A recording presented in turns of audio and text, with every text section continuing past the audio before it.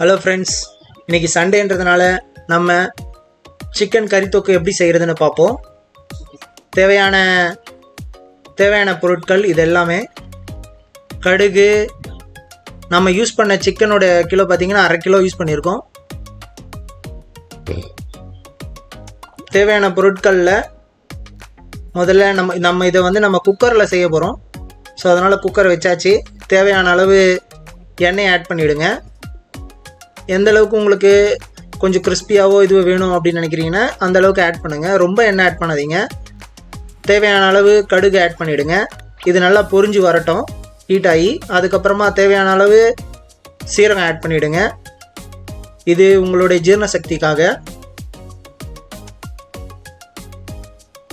அப்புறமா நம்ம அரைச்சி வச்ச நம்ம கட் பண்ணி வச்ச வெங்காயத்தை ஆட் பண்ணிடலாம். நல்லா கேட்டுக்கோங்க ஃப்ரெண்ட்ஸ், நீங்கள் இப்போ எதனா சிக்கன் செய்கிறீங்கன்னா நல்லா அந்த வெங்காயத்தை நல்லா வதக்கணும். அது நல்லா வதங்கி பொன்னிறமாக வரணும். இப்போ எக்ஸாம்பிளுக்கு பிரியாணிலாம் செய்கிறாங்க எப்படின்னா, அந்த வெங்காயம் நல்லா வதங்கி அந்த பொன்னிறமாக வர அந்த டேஸ்ட்டு தான் உங்களுக்கு அந்த பிரியாணியோட இதுவே தூக்கி கொடுக்கும். ஸோ அது மாதிரி தான் சிக்கன் தொக்கும். தேவையான அளவு உப்பு சேர்த்துவிடுங்க. நல்லா வதக்குங்க. அதை தீய விட்டுறாதீங்க, வதக்கிக்கிட்டே இருங்க ஜல்லிக்கரண்டி வச்சு.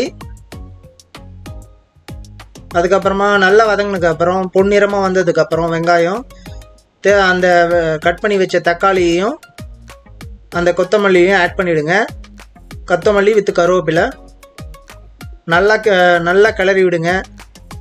நல்லா ஜூஸியாக வரணும், அது ரெண்டும் மிக்ஸ் ஆகி.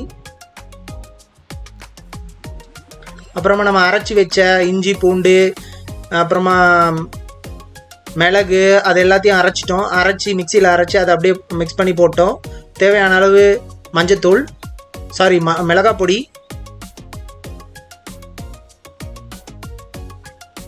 எங்களுக்கு ஒரு 3 கரண்டி தேவைப்பட்டது. காரம் எவ்வளோ தேவையோ அதுக்கேற்ற மாதிரி ஆட் பண்ணிக்கோங்க. இதெல்லாம் நல்லா வதங்கினதுக்கப்புறம் நம்ம கட் பண்ணி வச்ச கறி பீஸை போட்டுடலாம். கொஞ்சம் பெருசாகவே கட் பண்ணிக்கோங்க. ரொம்ப சின்னதாக கட் பண்ணிங்கன்னா அது அப்படியே அந்த தண்ணியில் கரைஞ்சிடும். ஸோ போட்டுட்டு நல்லா ஒரு ரெண்டு வாட்டி நல்லா மிக்ஸ் பண்ணி விட்டுருங்க. அப்போ தான் அந்த ரெசிபிலாம் அது மேலே பட்டு அப்போ தான் நல்லா வேகும். அப்போ தான் அந்த டேஸ்ட் உங்களுக்கு நல்லா கறியில் இறங்கும். அப்புறமா தேவையான 2 கிளாஸ் தண்ணி ஊற்றிக்கிடுங்க. இது தண்ணி நம்ம எதுக்காக ஊற்றுறோன்னா அந்த கறி வேகணும் குக்கரில். அப்புறம் குக்கரை மூடிடலாம். ஸோ ஃப்ரெண்ட்ஸ் பார்த்தீங்கன்னா 3 விசில் வரணும். 3 விசில் வந்தோடனே குக்கர் ஆஃப் பண்ணிவிடுங்க. குக்கர் ஆஃப் பண்ண பிறகு விசில் ஃபுல்லாக போன பிறகு எடுங்க, நடுவில் திறந்துடாதீங்க. இப்போ பாருங்கள் ஃப்ரெண்ட்ஸ், சூப்பரான கறி தொக்கு ரெடி ஆகிடுச்சு. நீங்களும் வீட்டில் ட்ரை பண்ணி பாருங்கள். இது உங்களுக்கு பிடிச்சிருந்தா ஒரு லைக் அண்ட் சப்ஸ்கிரைப் பண்ணிவிடுங்க. தேங்க்யூ.